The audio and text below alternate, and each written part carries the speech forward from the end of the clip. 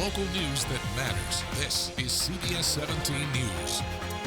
It's one thing when the temperature drops and the sun is out, but it is a completely different ballgame when it's cold and wet. And that's what we're in store for starting tomorrow. Durham Public Schools already announced it's operating on a 2-hour delay Wednesday morning. Storm Team Chief Meteorologist Wes Hohenstein joins us now from the Weather Center. Wes. Guys, cold, wet, and windy is the predominant feature that we will all experience tomorrow. Some of us still have the possibility of some small amounts of freezing rain, though. Today it was sunny and cold. Tomorrow it will be cold, windy, and wet. And tonight we're dry with the rain starting to develop just to our south. There will be a lot more develop in the overnight hours, and that's what's going to be on top of us tomorrow. And while most of us will not even see a drop of freezing rain, areas northwest of the triangle have that small chance of seeing probably less than a tenth of an inch of freezing rain tomorrow morning, and that's why there's a winter weather advisory in those areas. But tonight, it'll get cold quick, and clouds will be on the increase. It's that increase in clouds and the rain moving in from the south in the early morning hours that will actually bump our temperatures a little bit above freezing, keeping everything wet. And boy, it will be wet tomorrow. I'll take you through the whole day, hour by hour, tell you what exactly to expect coming up in less than 15 minutes. For the 12th day out of 13, North Carolina set a new record for the number of people in the hospital. Tonight, that number, 2,553. The state is also reporting 5,236 new cases of COVID-19, plus our percent positive rate is 10.9. The 7th straight day it's been in double-digit figures. That's why Governor Cooper and Dr. Mandy Cohen want everyone to get tested. CBS 17's Colleen Quigley digging deeper tonight, finding out what the state is doing to make it easier to get a COVID-19 test. Colleen. Marius and Angela, over the next week or so, they are actually going to have 300 free drive-up, walk-up testing sites for COVID-19 in the state, including several right here in Wake County. They're saying it is so important to do that because they feel we cannot let our guard down against this deadly virus. Many are calling it the beginning of the end of the pandemic. It was a super exciting day here at Regional. Lori Velez was one of the first 15 employees at Duke Regional Hospital to get the first dose of Pfizer's COVID-19 vaccine Tuesday, but she says it doesn't change the hard reality of the pandemic. The vaccine does provide promise, but it really shouldn't change how people are living their lives. They should still be wearing their masks, washing their hands, keeping their distance. Tuesday, Governor Cooper warned about the possibility of a surge in cases this Christmas if people don't take precautions over the holidays, asking them not to gather, and if they do, keep it small and wear a mask. Just like Thanksgiving, we need to rethink what it means to celebrate this December. We're just seeing the Thanksgiving COVID-19 spike over the last few days.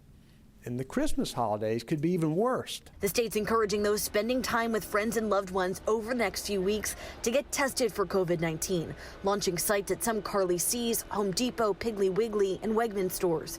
Dr. Cohen encouraged everyone to take advantage of the free testing and says COVID-19 hospitalizations are double what they were this time last month. Yesterday was a pivotal day.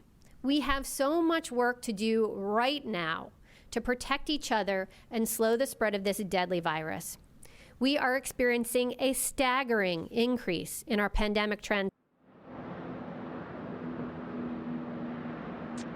Well, today, 8 additional hospitals received their shipments of the Pfizer COVID-19 vaccine. The governor said 42 more hospitals will get their allocations on Thursday. Keep in mind, this is just this initial round of shipment.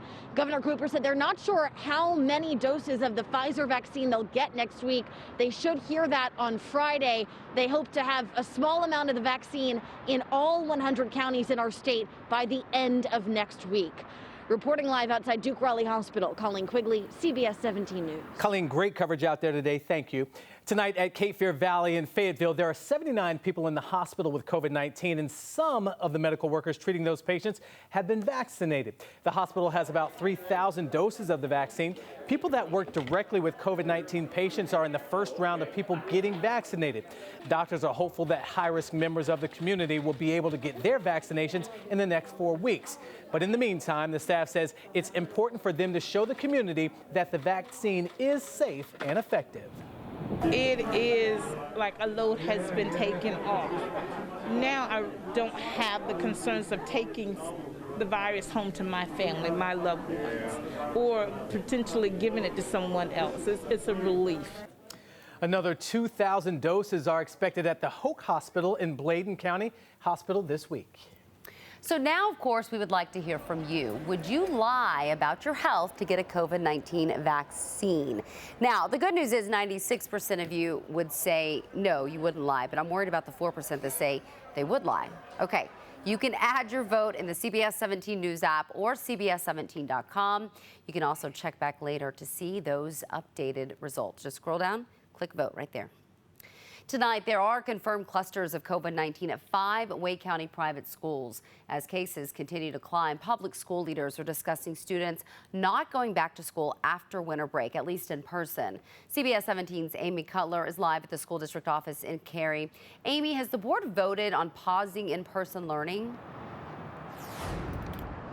Not yet, Angela. That Board of Education meeting started at 5:30. Still no vote. Important to note that this pause on in-person instruction would last just 2 weeks from January 4th to the 15th.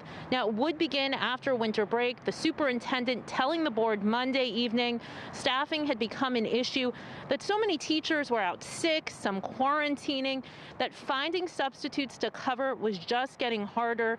They say the pause would allow them time to find more subs and workarounds. The board chair tells me it would also give them a chance to prepare for a likely surge in COVID-19 cases from the holiday break. Now, there did seem to be enough support among board members at last night's meeting for this pause to be approved by the board, but we still have not had a vote. We're going to be out here for it, and we will have a full wrap-up coming up tonight at 11 o'clock. Live in Cary, Amy Cutler, CBS 17 News.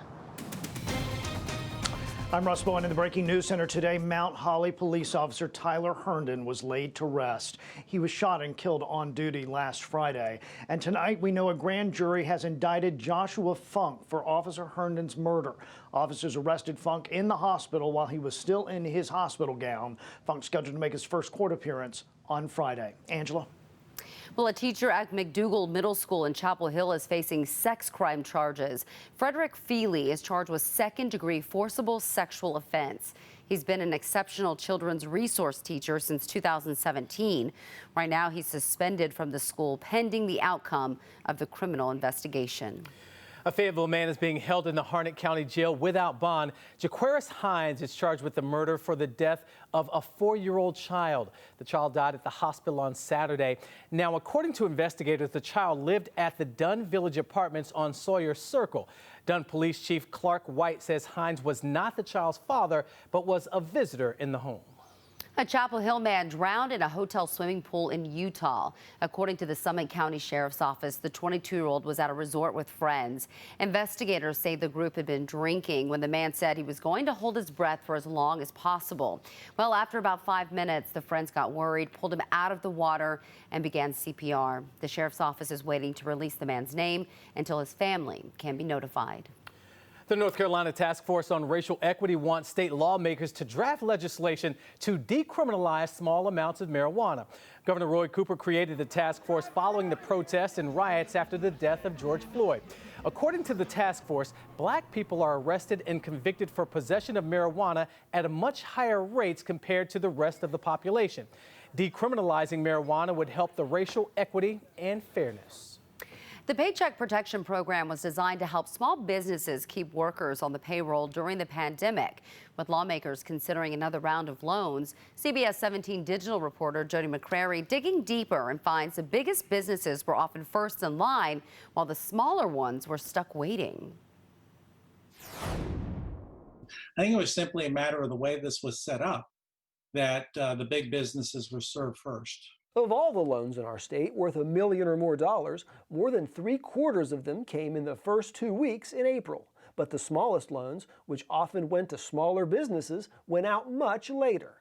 Half the loans under $50,000 weren't approved until the last 2 weeks, in July and August. Mike Walden is an economics professor at NC State. He says the big firms went first because they already had connections with the banks processing those loans. it helped if you were a business, if you had a relationship with a bank, particularly a large bank, and bigger businesses were more likely to have that relationship rather than a small business. Those banks collect fees on a sliding scale between 1% and 5% of the loan amount, up to $100,000 for the maximum loan.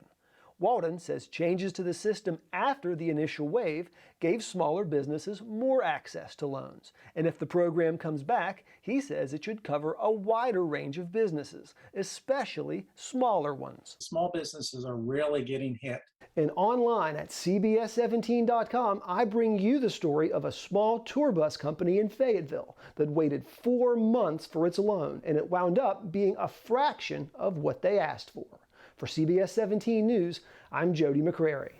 All right, Jody, thank you. So, Marius, I was raised in Texas. You've spent time there driving up and down the highway. There is one thing that keeps you going on long road trips. Buc-ee's. I love Buc-ee's. I wanted to have my birthday party at Buc-ee's. It is the truck stop of all truck stops, and now Buc-ee's has its eye on North Carolina. New at 6, we're getting answers about why some people don't want the mega truck stop in their backyard. All right, freezing rain is stealing the headlines as it's still possible tomorrow. But one thing we are all going to get, cold air from the north and rain from the south. It will not be a pleasant day. I'll take you through it, though, hour by hour Wednesday, coming up in less than 10 minutes. Plus, the fight over a quarry near Umstead Park is over, at least for now. We'll explain what the latest ruling means.